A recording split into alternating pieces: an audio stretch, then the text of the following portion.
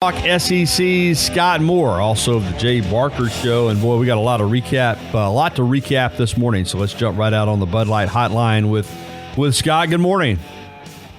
Top of the morning to you, Gary. How you doing, buddy? Doing great. I've already gotten a call from Corey, a loyal listener, who said that he heard that the first-team defense got torched by the second-team offense. And I said, well, when it comes to these scrimmages, don't believe everything you hear.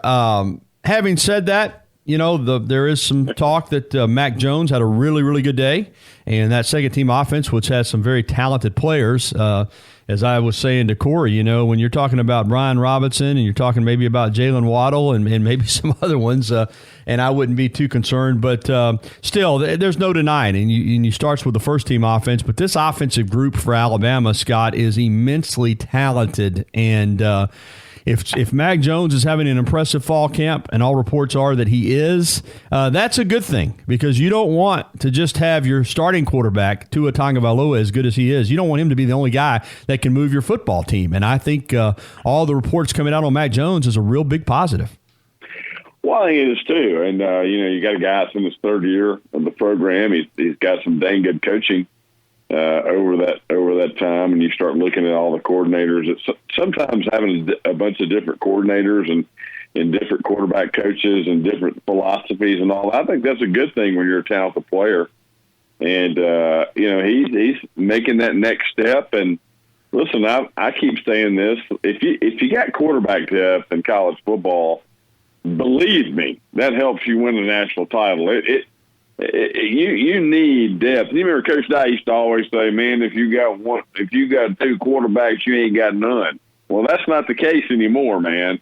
You need quarterback depth, and Alabama saw that firsthand last year. Clemson saw that. The two teams that played for a national title had their starting quarterbacks get banged up and go out in meaningful games last year, and the backup had to come in and rally them. So you're going to have situations that occur like that this year. No matter what the schedule says and how easy it looks on paper, you're going to need every player on that roster at one point to step up and do something. So, I think it's great that they've got depth, and I think that they've probably got a little bit more depth than they thought. And because I think Talia is going to be a very, very good quarterback as well. So it's good that Alabama's got some depth, and that's why you have training camp, Gary, to find out who can play, and you need to get ready to play here in 3 weeks. Injuries, when they happen to the team you follow, obviously you take note, and you're like, oh, my gosh, right. A rash of injuries. Injuries happen. It's a collision sport. I mean, football, as I've said before, you can try to make it safer, but you can't legislate injuries out of the game as long as there's contact, and oftentimes when there's not contact. I mean, you got 300-plus pound guys running around, and they may be big and strong, but an ankle's an ankle, and that's a lot of wear and tear on ankles and feet, and there's sometimes injuries just happen. But clearly, it was not a good week. Alabama's already hasn't had LeBron Ray practice yet. DJ Dell's out. Miller Forrestall's just coming back. And then you lose Trey Sanders on Friday on what I've been told was the final play of that practice, final rep, with a foot injury for the season. A kid who was, by all accounts, doing a great job in that backfield. And then Saturday, and I really feel bad for this young man, fifth-year senior Josh McMillan, who had worked so hard and done all the right things to get this opportunity to possibly be a starter next to Dylan Moses, and he goes down with a knee injury, and Matt Zenitz is reporting he's more than likely lost for the season. So injuries happen, that, but at the same time, it's disappointing before you're really even done with the first scrimmage and you've lost two key guys. Well, first of all, these scrimmages are extraordinarily physical. We already know that. I mean, and I've heard talk about, we're going to get rid of scrimmages one day. Well, no, you can't. No, you got to have them. Scrimmages are necessary. They're a necessary evil. And I don't think the players look at it like that, though. I mean, I think the fans do. But you've got to go out there and perform. You got to go out there and perform at 2:30 in the afternoon when it's hotter and blazes. And push through stuff, because you've got several games coming up in September, mainly one in South Carolina, where it's going to be pretty dang hot. You got to get used to playing at 2:30 in the afternoon. These scrimmages are brutal on purpose. And look, when you have the size and talent that Alabama has, and Gary, we'll get to this in a minute, but when you have that kind of girth and size and athleticism and ability out there, and you're playing at a high level, people get banged up, man. I hate it. We all hate it, but that's what happens. And Alabama's not alone. There are guys getting banged up all over. I mean, Tennessee's already lost 2 starters for the season, just in camp and not in the scrimmage. So it happens. I hate it for Josh McMillan. I saw the interview you did with him the other night, and he was ready to make that next step. He knew all the position groups, could probably play anywhere he needed to out there. But more importantly, he was a guy that could get people lined up. So guess what? Now Shane Lee, others have got to go get themselves ready to play. Fortunately, there's 2 weeks to go to do that. They'll have one more scrimmage this weekend, and then when you go through that scrimmage, you'll start determining, okay, these are the 45, 50 guys and beyond that we're going to get ready to play the season with. And hopefully some of these other guys that hadn't been out there will get back very, very soon as well. Scott Moore with us here on the Bud Light Hotline powered by Adams Beverages. If you'd like to join in on the conversation, we'd like you to do so at 205-342-9904. That's where we find Super Joe at right now. Super Joe, good morning. What up, partner? Baby, man, I'll tell you what, I hate to hear about the injury bug with Josh McMillan, Trey Sanders, but I say, shoot. Well, let me say something about Jerome Ford. How was he looking in practice, Jerome Ford? Yeah, Saban said Saturday, Super Joe, that Jerome Ford looked good. Scott, what are you hearing anything particular on him?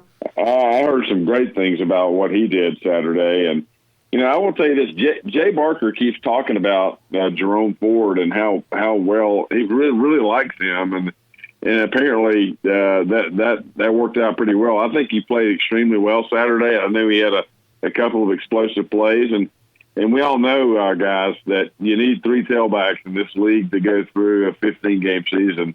And I think Jerome Ford is a guy to pay attention to. I think he's going to step in there, and also the freshman Keelan Robinson got to learn the offense a little bit. Got to still overcome that knee injury he had. But I think Alabama's okay at tailback right now. I think the 4 guys that they've got there, they feel like they can win with, and I think they're going to have big seasons this year, guys. Okay, well, I'll tell you what, I'm optimistic about this season anyway because there's still a chip on the shoulder. But we know bang and bruise is going to happen in football because Alabama is not the only school that had injuries. Players get hurt all the time. But if it hadn't been for any injuries and stuff, would there be any room for stepping up? That's my question. All right, Super Joe, thanks for the phone call. You're right, too, and that is why you recruit top-rated class after top-rated class, so that when injuries do happen, Scott, Joe's right. You have people that are in position to step up. That's why these teams that have, spotty recruiting, maybe they have a big class and then they drop back in their 6th one year, but then they're 25th. They might not have that high-caliber player ready to step in when there's an injury. Alabama does. And Gary, listen, the last two teams we've put on the field at Alabama, one won the title 2 years ago, one went to the wire last year, and there were serious depth questions the last 2 years, just in numbers and of positions where you're thin. They were thin on the defensive line really both years. They were really thin last year in the entire front 7. We all know that. But particularly 2 years ago, going to Mississippi State, you had guys that playing linebacker that hadn't played all year and found a way to win that game. I think there are much more playable numbers on the defense this year. And when I say playable numbers, guys that are going to contribute at a very high level. That front 7 is absolutely loaded with big physical athleticism and guys that can play on both sides of the ball. So linebacker, certainly there's questions there, but they're better numbers. They've recruited well the last 2 years there. So I think this team overall, particularly on defense, is much more talented and has a truckload more depth than they've dealt with the past 2 seasons, and I think they'll be better because of it. So I think there's a lot of things, like Jerome just said. I think there's a lot of things that we think that we're going to really like this team a lot. This is what's not to like. This is an extraordinary talented bunch, man. It is 9:43 here on the Gary Harris Show. We're going to come back with much more on the other side of this break with Scott Moore from iTalkSEC and the Jay Barker Show. Tennessee trailing 14-13, nearing the end of the first half. Cockrell looking over. The Alabama four-man front. The ball shift into an eye from the split back. Back to throw is Cockrell. Long pass downfield is intercepted. Castile again at the 11. 15, 20, 25, 30, 35. Out of bounds, stopping the clock. Jeremiah Castile. Jeremiah Castile reminding us it's 19 days to kick off between Alabama and Duke at Mercedes-Benz Stadium in Atlanta. The legendary voice, John Ward there, Tennessee play-by-play broadcaster who, man, even though, Scott, we wanted to see Alabama win those games on the third Saturday in October, and certainly John Forney was outstanding. John Ward, man, he could paint a picture for you, couldn't he?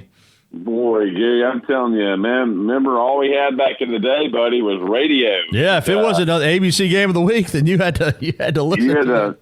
You had to listen to it. John Ward was so awesome. What a great Southern gentleman he was, and one of the best ever, man. He just sounds like football, doesn't he? Yeah, absolutely, man. I'm fired up. We're getting close.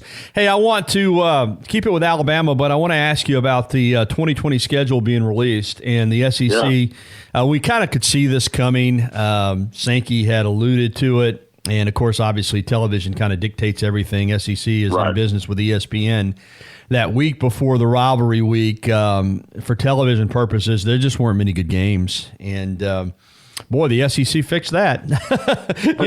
Just about for everybody. Alabama now, next year, before the Iron Bowl, will face Texas A&M. But don't feel like Alabama's getting the short end of the stick. Auburn will face LSU. It's pretty much around the league. They're going to have conference games now that week leading into the final week. What do you think of that? First of all, I think it's great. We have seen that last weekend when football ought to be, it ought to be reaching a crescendo. We've had this overall league-wide. That week before rivalry week has been ridiculously bad. And, I don't mind these games. I think they're necessary. But you don't want to see them in November, man, when you're 2 weeks out and getting ready and the season's coming to an end. And you had Alabama and Citadel last year. You've had Auburn going against Samford. You've had Florida going against Georgia Southern. And a lot of the conference have just been playing nobodies that weekend. And I understand why you're playing those games where you're playing them a week before rivalry week. You're trying to get well and all that. But I thought Alabama took a step back against Citadel last year. They didn't play with a sense of urgency. It was one of their worst performances. It was a weekend where they didn't get better, and we saw that kind of, that's the way Alabama ended the year last year. So I think staying sharp, playing opponents that are on a conference schedule or are meaningful.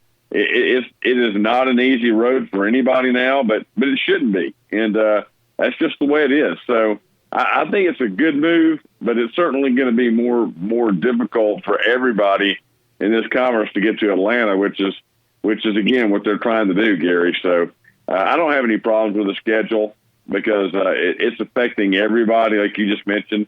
Auburn will play LSU later now. That Georgia game, for Auburn goes earlier in the schedule now. That game will be played in October, which is something both Auburn and Georgia wanted. So, and Tennessee's schedule, too, it affects them. A lot of their rivalry games, Gary, are before the end of October.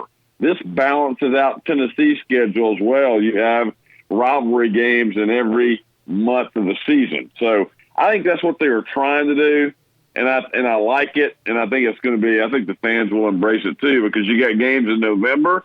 When the temperature is nice, it's going to be cooler, and guess what that does? It increases attendance. So a lot of thought went into this schedule, and I like all the reasons why you do stuff like this. Scott Moore with us from iTalkSEC Radio and the Jay Barker Show.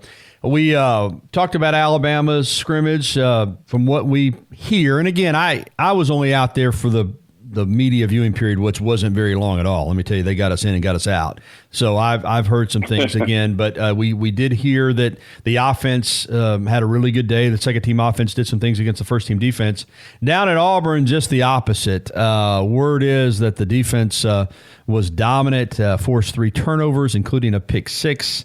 I was told that the pick 6 was thrown by highly touted true freshman Bo Nix, that the offense just couldn't hardly breathe and didn't score a touchdown until late in the scrimmage. We knew this Auburn defense had a lot coming back. They're expected to be one of the best units in the country, but after one scrimmage, do you think that says that their defense is just that good, or is Auburn's offense in some trouble? What do you take away from the Auburn scrimmage?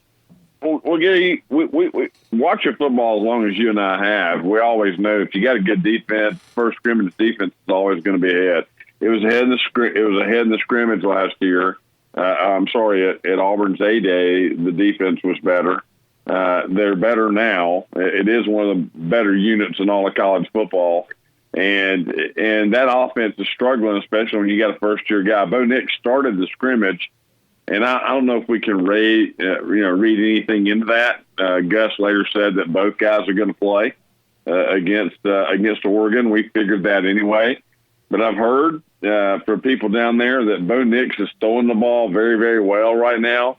Auburn's got some receivers that are banged up. Eli Stovis is not 100%, and he's one of those guys that can go to the house. Like Schwartz got an injury. He's one of the faster players in college football. He's going to miss some time.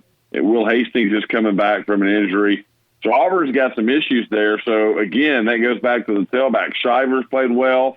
Shivers was a tailback that had the 80-yard run against Alabama in the Iron Bowl last year. He got called back for a hold. So he's got big playability. Boobie Whitlow's good. There's some other guys back there that can help them, Cam Martin. So, we'll see how Auburn's running back situation works out, because until Auburn gets its receiver situation straightened out from an injury standpoint, they're going to have to be able to run the football, Gary, and they did not run it well. Bo Nix, again, threw some picks, but, Joey Gatewood's going to play, but I tell you, they like Bo Nix a lot. I still don't think they're anywhere near settled on who's going to start the game. But I don't think it matters who starts the game, because I think Gus is going to let both these guys play, as I said. But Auburn's defensive front, Gary, is legit. Their front seven is outstanding. Their secondary is good. They got depth there. And that defense can dominate a football game. So Auburn's going to have to be a defensive football team till the offense comes around. So that did not surprise me. We'll see if they improve this week. I think the next scrimmage is Wednesday as well. Meanwhile, in the East, Georgia, the preseason favorite, Kirby Smart characterized their scrimmage as lethargic. And you've got Jake Fromm adjusting to a new offensive coordinator. And again, folks, it's still more than 2 weeks until these teams play a game, unless you're Florida and you play on the 24th. Everybody else plays the 31st. And it just takes a little time to get going. I mean, I don't think anybody from a coaching standpoint after one scrimmage is satisfied with what they've seen. And certainly Kirby Smart wasn't like he was beating the podium in disgust, but he was clearly in that we can get a lot better mindset as well. I haven't seen a coach at all that at this time of the year would be, hey, I'm happy where we are. If there is a coach out there that's happy where they are right now, then he may be short-sighted or first year on the job. So, listen, defenses always are better in scrimmages unless you have a prolific offense. There's only a couple teams in the country that do. Georgia's trying to find wide receivers. They've got a couple of young freshmen that are going to have to come in and play, Gary, for them to get to where they want. That's the one question mark that Georgia's got, tight end and receiver. I'm sure everybody's seen the catch that George Pickens made. And, Antonio Langham said something to us a few weeks ago that really that I sat up and noticed. And he said George Pickens reminded him of Justin Ross. And he told me he thought that George Pickens was a better receiver than Justin Ross that went to Clemson last year. And that's high praise, and Antonio knows what good receivers look like. And so, if Pickens and these other guys that Georgia's got that can step in and play and be very productive, it's one thing to play. They got to be productive at a high level of that schedule. Then Georgia's going to be okay. But that's my big question, Mark, about Georgia, is that there are going to be defenses that can stack the box and stop them from running. And then can these young receivers, can they get separation against great defensive back play in this conference? Because Georgia's schedule is challenging. So that's the thing for me. How quickly do these wide receivers develop during the season? Hey, a couple of catches in the scrimmage, that's great, but I want to see it on the field. So that's still a big question mark for me with Georgia. Who's going to be their productive receivers? Who's going to step up? Because that's a key to their season this year. Scott, enjoyed it as always. Folks, listen for Scott on the Jay Barker Show right here from noon until 2 on Tide 100.9, and also catch him down on the Gulf Coast with the iTalkSEC radio program, and Mondays with me at 9:30. Thanks a lot, buddy. Always enjoy it, pal.